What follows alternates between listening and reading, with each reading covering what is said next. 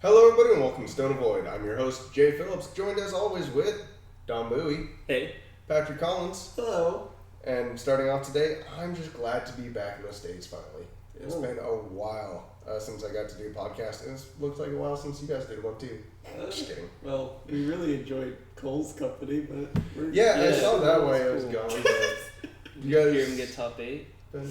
Yeah. How did you feel about that? I was super stoked. I was in, I forget where, I was sitting in a pub in Norway at the time, and I was trying to watch the video, but the internet just sucks so hard. I was just like, got to read the comment stuff, and that was just about it. I was like, and then I had to wait until I got back to watch it. So Yeah.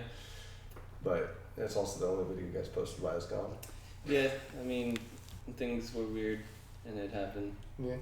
We tried doing one every week, but it didn't fan out. Hey, there was a week or two when I was gone that you guys did do a video. That is true. It's true. I think it's happened every time. Yeah, one of us leaves and then we all just fall apart. Yeah. Except for when Don left. This is a support group, guys. I mean, I had to edit that video, so I mean, I was part of it. Consistencies, don't avoid. So yeah, it's good to be back. I have no idea what was going on in the world of Forcible while I was gone because I was completely disconnected. I saw only 2 stores the entire time I was in different countries, and that was in Sweden. I saw 2 different stores, and no other country I was in I saw stores at all, which was completely awkward. Did they sell like Force of Will there? They sold, they had some Force of Will, they had some just about everything. Mm-hmm. Sweden, I was surprised that they have everything where I was at. Sweet. It was kind of cool. However, I went to Estonia, Russia, Norway, and Finland and saw 0 gaming stores in any of those, or comic book stores, or anything where I was at. So you're saying, like, where did you visit popular cities? And I did in most of them, like St. Petersburg in Russia. I didn't find one, although I just found a So we're lot like of more places to go futuristic than those countries then. I We're mean, like Then Russia, very yes. far advanced. If you're Norway has for having everything that I could think of in Norway except for a good gaming store to go to. I found a lot of like board gaming and things like that, but they didn't have anything Magic even related there to like sell. That's weird. Card games was just not a thing, but there was every other type of game I could find in Norway. And I went to several places there, so I mean I have a good idea of every place in Norway at this point. Yeah. Find any Valhalla stuff? No. That's too bad. Yeah, I didn't find anything old when I was in the store in Sweden. I just found a bunch of like normal new stuff, and it was all in English too. That's pretty cool. It's kind of good. Yeah. But it would have been really interesting to actually have found something different from outside there. But then again, the game's new and you don't find a lot of old stuff. I found some old Magic stuff when I was in Sweden, but I don't care anymore. Kind of do, but not really. Any which way, there was a little bit of interesting stuff did occur while I was gone, which is, or at least within the past week since you guys had a podcast that should be out by the time that this gets out. So that'd be weird if it wasn't. Is the... I guess James is his name, right? Jordan. Yeah, the hoodie guy. Forgetting your name again, I've always been bad at that. Apparently decided to tell everybody that there was only going to be the clusters for the format for the AGPs and major tournaments. Well, he didn't say it exactly like that. He's like they're talking about maybe doing that, and everyone in the community took it as, oh, they're only going to do cluster formats from now on, which would anger a lot of people. But, what do you mean cluster formats? Only so one. How we're doing cluster? Alice Cluster right now, next year would be only Lapis Cluster. So you're saying like when Lapis Cluster comes out, Alice Cluster will be not in the current format, and it would just be one block? Yes. Which would consist of one set of 105 cards, which is ridiculous to I'm pretty sure anybody that one thought set's that. going to come out. I think the second set would probably come out before the tournaments start, though. Oh, maybe if yeah. But then it's kind of weird to not have any tournaments during a set release because then nobody gets. Well, no major tournaments. There's probably like ARGs and stuff, Yeah. not AGPs. Because Worlds is happening September. I think so. Yeah, That's what we've been talking about. But that's when Lapis Cluster drops too, right? Yeah. But then what about Vingolf? Because that's not in the cluster at all. Right? The new Vingolf? Vangolf is know. part of. it's this always cluster. a part of. Yeah. Yeah. So it would get rotated out immediately. Yeah. So in other words, this was never going to happen in the first place, and what he was saying was relevant to what we're doing right now, and may occur again in the future where they do early rotations. Yeah. Is my guess is what he was talking about, because never would I imagine them rotating with only 200 cards in the format again, because that was really harsh. Yeah, I mean, it is very, like, I just was very surprised about how everyone took that information, just like, oh my god, I don't want to just stay cluster format, of course, and everyone just starts pointing the finger at Reflect Refrain, right? Yeah. Like, immediately, like, well, that's the reason why they did it, right? So I feel like they thought that there was a lot of things that they needed to rotate out Alice's World to, take down Reflect and Refrain, and they think everything's going to be fine after that. However, with the new Vanguard stuff coming out in literally about 2 weeks or a week, whenever you guys see this, I don't know when we'll end up posting this, but we're going to get back to Dual Stones here very, very soon. And I honestly believe that the biggest thing that made R&R so powerful was the ability to play everything, and with Dual Stones gone, everybody was forced into single colors, made other rulers better that were able to fix, and just allowed other decks to start thriving. I'm personally very happy to see Dual Stones again, but I believe it's going to be the rise of Reflect and Refrain again. I believe that that's going to become the one and only ruler again for a while, because so many people are going to have access to the simplicity that R&R was for a while. Yeah. So you're saying, like, Reflect Refrain will just completely dominate, not like what it is now, like what it was when it had the two, like it can use its activated ability on both turns. Like, yes. Yeah. That whole thing is nice that the errata occurred to it, but I do think people start flipping R&R again, because a lot of people tend to play R&R as a one-sided ruler right now, where it's like, I'm playing aggressive, I'm going to plus 300, or I'm just going to card cycle. People use it kind of as a crutch or not as like a double-sided ruler. A lot of people aren't very explosive with it.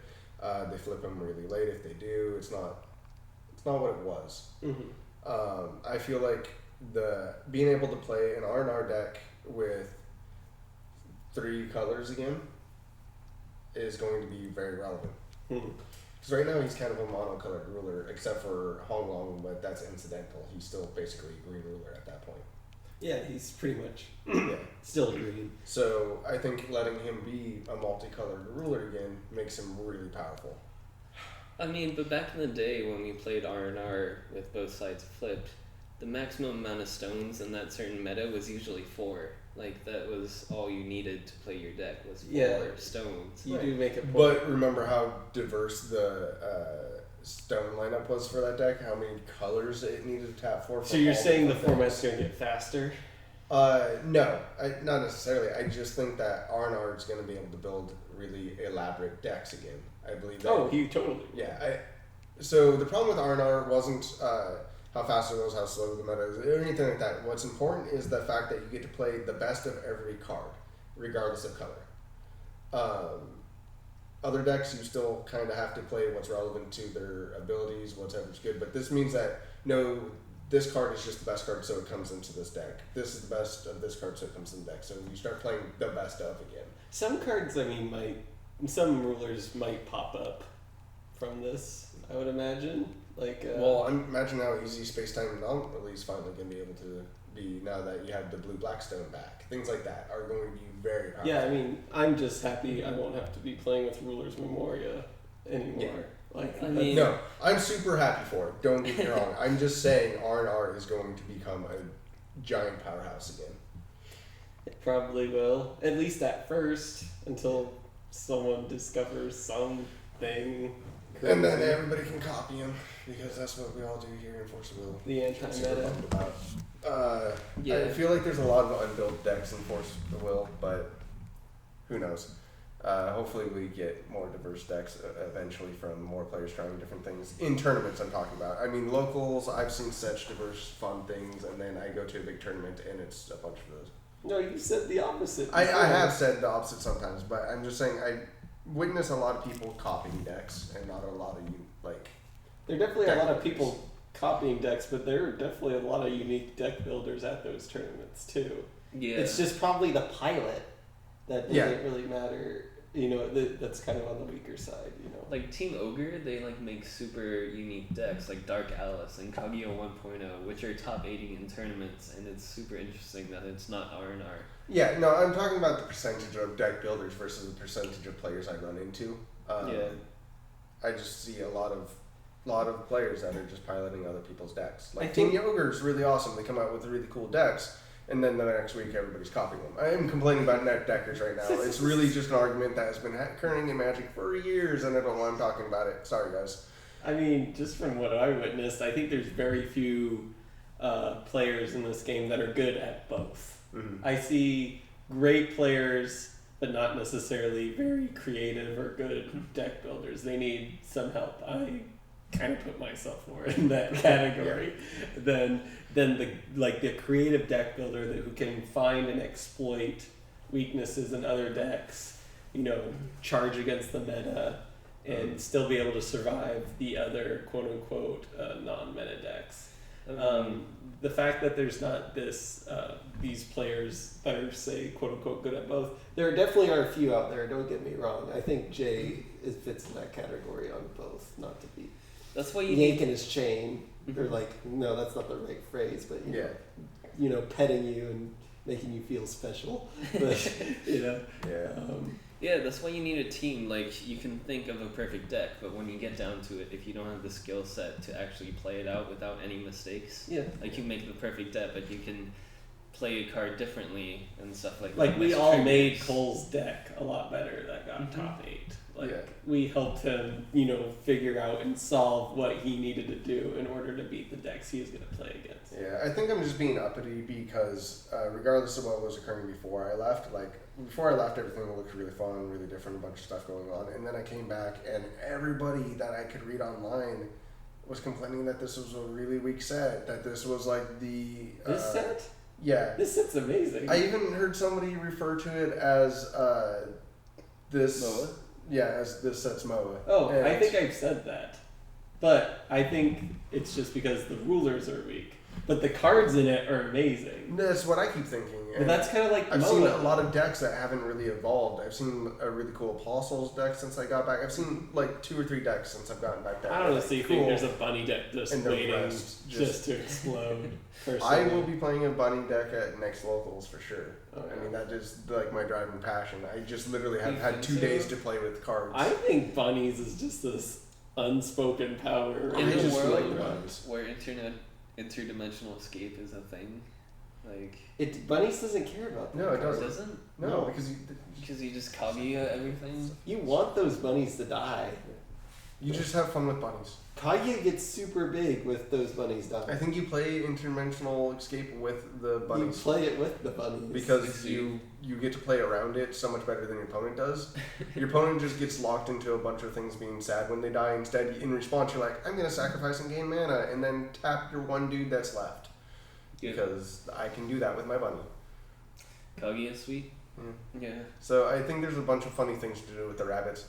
I don't know how good they will be, but it is a deck that I will be playing because they're one of my favorite cards in the game right now. I mean, I'm personally excited that Style points. 12 Apostles is a thing. Like, I don't think any of us thought that was going to be a deck. No. Ever. And now it is. Like, it's a top tier deck. Well, right now it is anyways. With Shion at the helm and not Laser, surprisingly. But, and that deck is just like Gil Lapis entering summoning a 12 Apostles swinging for face, right? Is it that kind of deck? I'm sorry?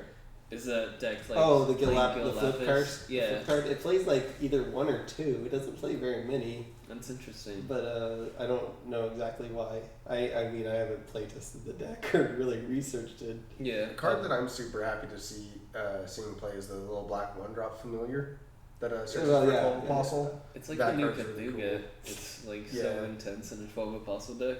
Well, you mean Ruckegg? Isn't it more similar to Ruckegg? Yeah. It that's dies what and I it meant. fetches something like Cthulhu. Yeah, It's no. a completely First part of that different combo. card. Yeah, it's really cool. Black needed a 1-drop that was relevant, even if it's not being played in a black deck. It's just the fact that I think black is the strongest color, right? Mhm. Currently. That might change with dual it- stones, but if you're talking about monocolored, I think it has a lot of really good stuff. It's a really respectable color right now. I haven't been piloting monocolored decks in a while, so I can't really tell you. I mean, Red I've been might stuck still on be on Kaguya top, for but- a while. Oh, and it's really funny. A lot of people have been hating on the 1-drop dragon, but it's doing work in aggro decks. The dragon that comes into play and kills itself. Oh yeah. Because yeah. Reflective Frame Deals just pumps it 500. in response, and then you have a 5/5 flyer on Okay. turn 1 that you have to deal with. Yeah. It's pretty gross, Pretty good. actually. It's really hard to deal with. Mm-hmm. Because that's like at least 1,000 damage that you can't stop unless you have an answer for it. That's pretty good. Oh man, yeah. That's. I'm surprised that, and this is just me trying to segue awkwardly. The goddesses haven't seen more play. The 3 different goddesses. Yeah, well, Earther is always seeing some Yeah. play. The most relevant of them for sure. But we do have them all 3 as a upcoming promo, Ooh. It's so pretty. which is amazing artwork. I'm really excited for all of these, and it's also detailing in a new change that is coming to the game, which is the style of the cards. We're not for sure if this is the permanent new change that they're going to be doing the next set that we've heard a little bit about from James. Jordan. Hoodie guy, I will remember your name one day. I don't like it initially, like just looking at it, it's really awkward to see it on the side. So it's on, I believe we put everything on this side for you guys to look at, but in the upper left side of the card, the attack and defense is up there.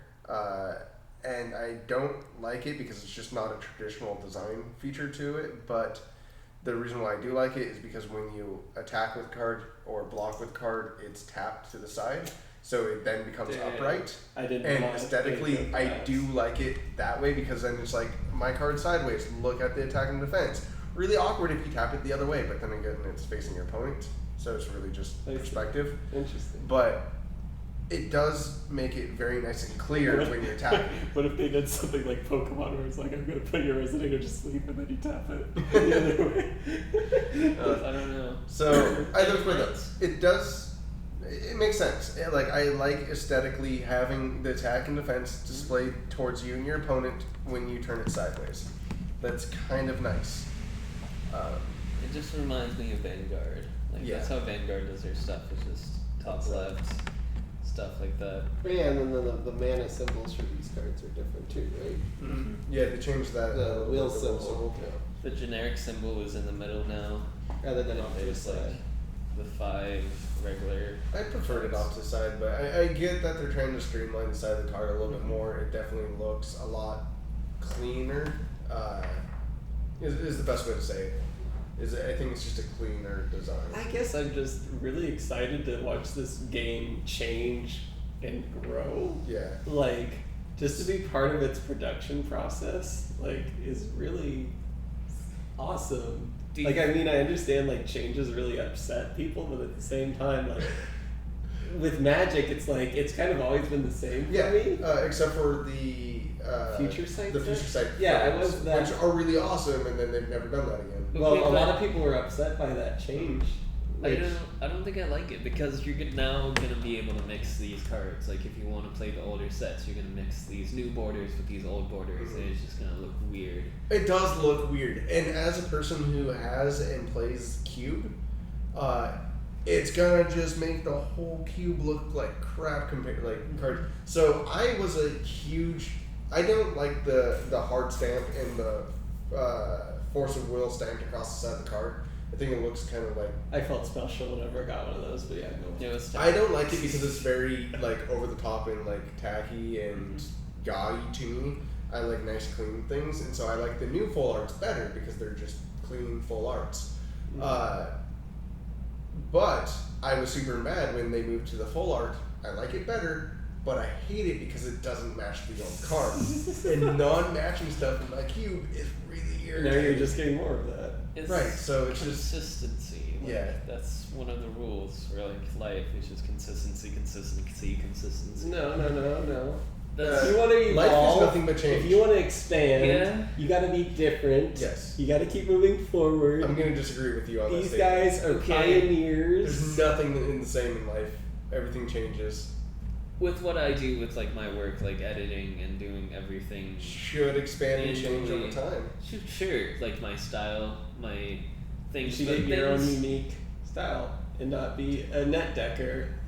And But it just feels not consistent with everything else that. it isn't Frozen has. consistent. No, it's not. It is not And consistent. that's why I initially hate it. Like immediately just looking at it, I'm mad about it. But at the same time, like within the same breath, I'm saying that I like it because it's just clean. And I'm gonna accept this as change.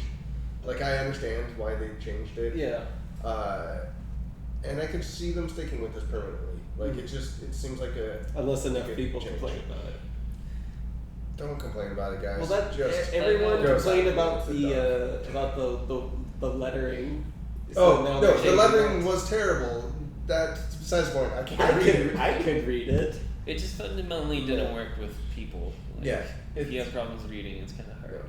But I don't want them to change the card. Like I could say, yeah, please go complain because I don't like the change to this art. I want everything the same. I mean, it's a valid argument. I totally like get it if you don't like it, but it's not a bad thing to the game. It's not things aren't clear anymore to the game. It's not something that's hindering the way that you play it or obscuring something awkwardly. It's not a negative change. Yeah. Like it's Like just a change. like it's a bad excuse to just say like I don't like it because it's different. Yeah, I think the lettering is an actual thing that was a problem with the game. It made it illegible from a distance. As somebody who's judged tournaments, if there's obscuring to the letterings of something like that, and I can't know what it is off first glance, especially with a game with multiple promos and different things, and if you miss a release of a card and then you need to know it by name, it's a problem. That's a legitimate problem, I think, that needed to be addressed, more than the fact that I just didn't like the way it looked. It literally was hard to read from a distance. This doesn't change like that. It's not a problem. It's actually more clear, I think, because as you know, this thing's attacking, and I can clearly see the attack and defense on it. Like But when it's just a straight card, do you think you're ever gonna have to be like, now I know what the attack defense is, or reading the numbers sideways is clear? no, I mean you know it well enough on yourself, but this is clarifying it for your opponent, not for you. Okay. You know what your cards do. Left, right, upside down, all the which way, it doesn't matter. Like, if you have a card, you know what it does.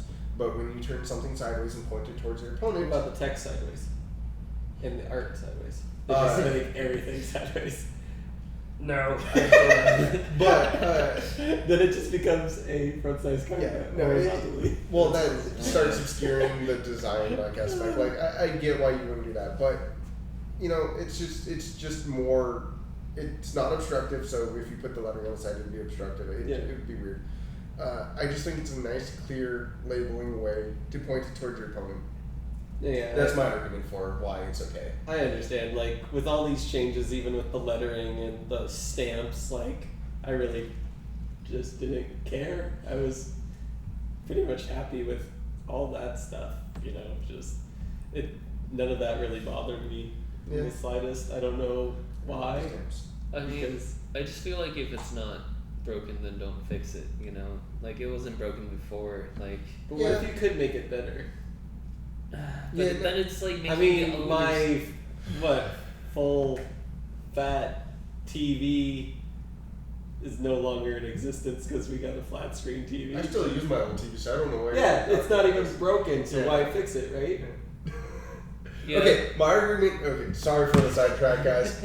But really quick, the reason why I keep my old TV around is because I like playing the old NES, and it's the only way that you can use Duck Hunt, the old like light controllers with it. Sorry, there guys. you go. Really random thing here, but I still play that game, and therefore If I it can't. ain't broken, it's gonna break something Yeah, else. you can't play it on a LCD or a plasma light because it doesn't reflect the right way, or it doesn't do that at all. So you have to play on an old school TV. So the more you know, play Duck Hunt. I just don't like mixing it. It just feels weird. It feels. It does, and I guess I'm it's more gonna like look that really when weird it comes to in the like art styles. I wish the art style was more consistent, but then again, I'm not the biggest person when it comes to art. So. yeah. Yeah. I think good on them for trying new things. Keep going with it, Yeah. guys. Please. I do personally more think stuff. it's exciting. What if this like happens more in the future? Like, what if this? I mean, they're just definitely keeps setting a happening? precedence with this. Like, it's obvious that they're going to keep changing stuff until they find what they want. If not just to change it up between sets. I mean, Honestly, what I else can could see them they doing do? it. Like, not even to better it. Maybe they just want it to look different between each set. That might just be what they do here. Another random tangent, but honestly, for anybody who's at all familiar with Cartoon Hangover and Being Puffy Cat, really random thing. Being Puffy Cat was a really, really great comic book that changed the art styles a lot in between issues and did a lot of cool stuff, and the artist is really, really great and does a lot of different stuff. But however, when the anime came out and art styles and things changed between episodes, people went absolutely crazy about it and got mad and pissed off and didn't watch it. It's like, did you never watch the source material? But long story short, if something's good, it's okay to change up some stuff every now and then. I don't really fuck it to be bad. I'm still gonna play Force of Will if they The game is great. Yeah. If they left the crappy Yeah. lettering on top, I would have still played the game. If this had no art, I'd be playing the game. Yeah. I as It's well. so fun. This So- is a great game. I would draw my own art if it really came down to it. Just be a bunch of Yeah. stick figures. It's one of those things where it's this as long as it doesn't make it unplayable. True. Yeah. I don't play this game for the art or the art styles, anyways. No, Or the it's- card format. I do because have you seen those bunnies? They are awesome. Their flavor Bunnies are text is cute. the best. I haven't even read the flavor text. I think I Well, read yeah, it on one probably have. podcast. Yeah, I think we read them, but yeah, come on. So what else really went on for the week? 'Cause I don't know what you guys have covered in the podcast that I Well, haven't we seen. talked about the movie, Forceful movie last podcast. Mhm. That's the Well, biggest thing. Anything else that's Some happened that you guys recent haven't deaths. already gone over? Or We haven't gone over the recent buyouts that have been ooh, happening. that's really important. So do you want to take that away, or? Yeah, so currently in Magic the Gathering, a bunch of the reserve list cards are being bought up by like these millionaires and people that have money and stuff like that. I So got they're money. buying reserve list cards. I think Mark Shkreli like bought a bunch of Black Lotuses, like 6 or something. He's the guy that did the pharmaceutical markup price thingy. Oh. And he's been doing some Gross. damage on like Twitter and stuff like that, saying he's threatening to buy more of these reserve list cards that are not available. So this is like just raising the price of vintage and stuff like that to make it an unplayable format unless I you have wish thousands that- and thousands of dollars, you know. I wish that I had an MTG podcast that way I could go and rant about this really quick. Because if you guys at all want us to talk about MTG, please leave that down in the comments so I know what we can or They cannot don't want us discuss. to talk. I'm pretty sure you guys don't want to, but I really want to. So we're not going to. But this does affect Force of Will because the first and most noticeable change that has occurred to all of trading card games as a whole is this stopped them from doing mid, low, and high on websites, and everybody goes by a straight market price now. And this is mainly off of TCG Player that you see this. Yeah. But that's a huge problem.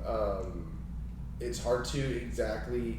The market price was very incorrect for pricing, almost always. It now makes everything a lot more vague. It makes some people's collection lose money. Some cards randomly go over the price that they should be. And even Force of Will, it's happening. Like there's cards that should only be like 40-50 cents that are like at $4 right now because of the way that the algorithm works.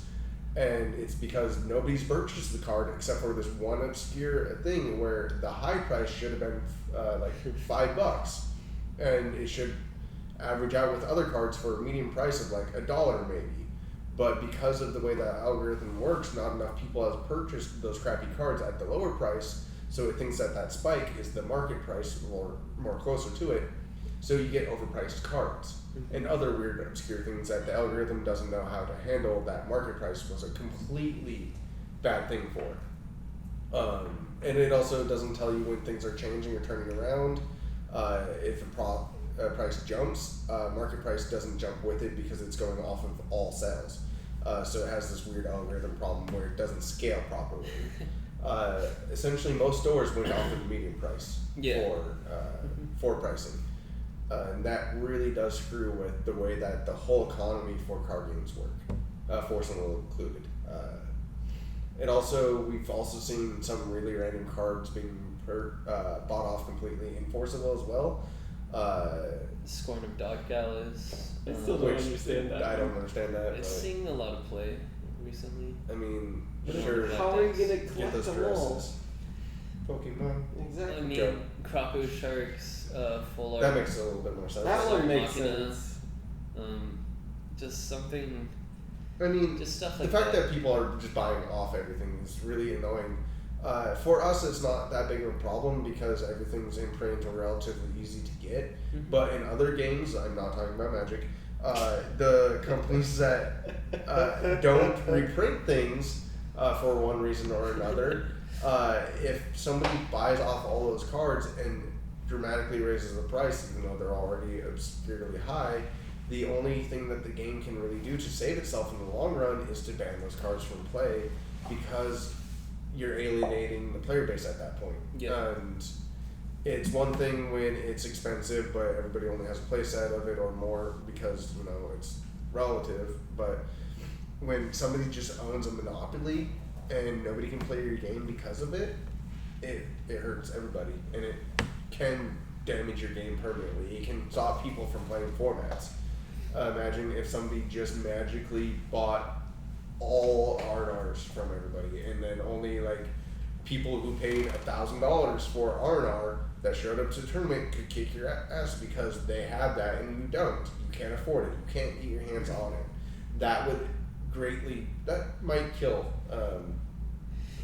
kill Force of Will unless they banned it. It's kind of a big problem. And we talk all the time. See that happening. No, I don't see it It's happening. not yet. But it is something that's occurring to other card games. And it's going to hurt, not to want to talk about Magic, but something happening in Magic affects us personally. Why? Because it affects your local game store. I'd love it if Force of Will was like the source of our income. It's what drove our store forward. It's what made everything viable while we're here. And it's the game that I play personally. But at the end of the day, it's not what makes the store money. Magic players do.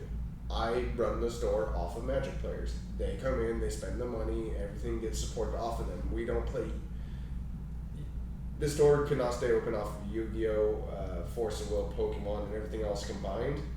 Magic player can do it by itself. Yeah. So with that, if anything happens in that realm of things, everything else can just die off. If the store tanks because of Magic dying, Force of Will dies here in our community. You're not playing it at the library or wherever else you can. I don't know about you, but I'm not gonna come over to your house and play Force of Will. I'm not in high school. Like once in a while, it's fine, but we play at the store. Yeah. I'm not gonna go to your house and play. And that's the thing for most I'm a little people. offended by that. Well, most people in college don't have the attitude of let's go and make a tournament at our house type of thing. Oh, I see.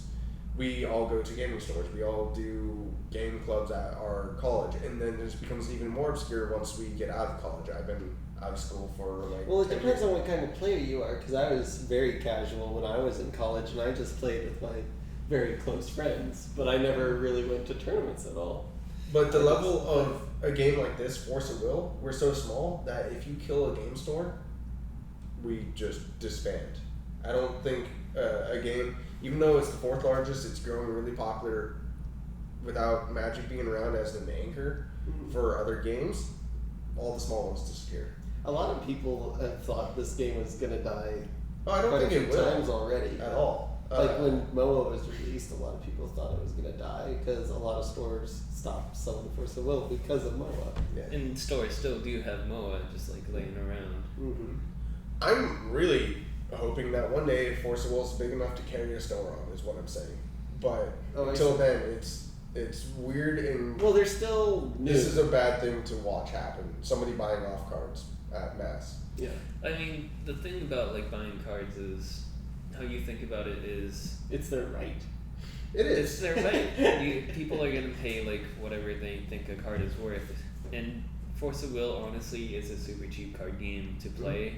And honestly, if you buy like 10-cent cards and make it $3, it's still not that big of a No, game. no, it's not going to affect our prices at all. That's not what I'm saying. I'm just saying that this is going to affect your local game stores, which is going to affect Force of Will. Watching people buy off Magic cards completely. I mean, yeah, cool. It makes my stuff in my case go up in price. Cool, my Black Lotus costs more, but nobody's going to buy it still. But like, That hurts us. wouldn't that motivate players to just buy boxes when it comes out? Just to buy stuff from the store instead of online where there's buyouts and stuff like that? No, because they're not reprinting those cards. So you're just talking about cards that aren't being... I'm very that's how- secretly just talking about That's what Magic buyout cards. means, right? Yeah. It means cards that are no longer in print. No, Yeah. I just really think Oh, no, this is fine. a very dangerous and very bad thing for Magic, and we're gonna. I'm really sorry, guys. I don't mean to be talking about Magic here, 'cause this really does affect Force of Will, and this actually really does hurt stores. We have to watch them ban those cards, or this is dramatically going to hurt the community. Like, you cannot play Legacy in Magic unless you have some of those cards.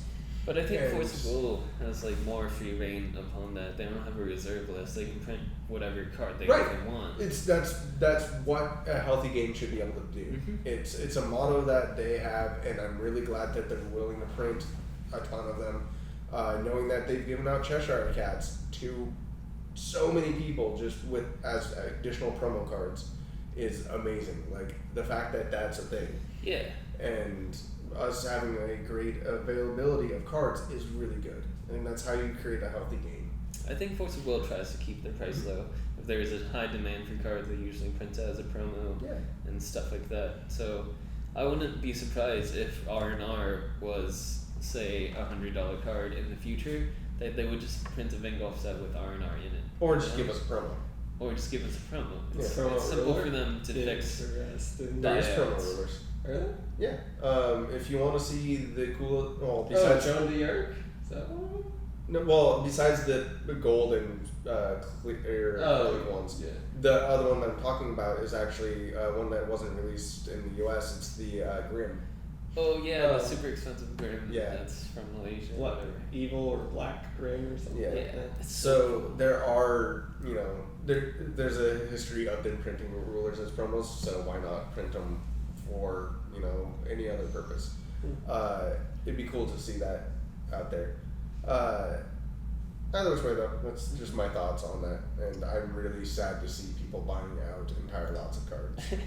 It's just sad for Magic. I don't think it has that much reparations for. Yeah, Force of Will. I think I'm with Don on this one, but what you're trying to say is I'm saying it hurts stores, it hurts stores, which hurts Force which of Will is going to players. hurt Force of Will. Mhm.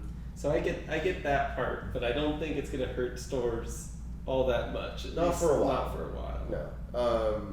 It all depends on what they do as a company, which affects us and things and stuff you guys don't want to hear about. Sorry, but it is something I think about a lot.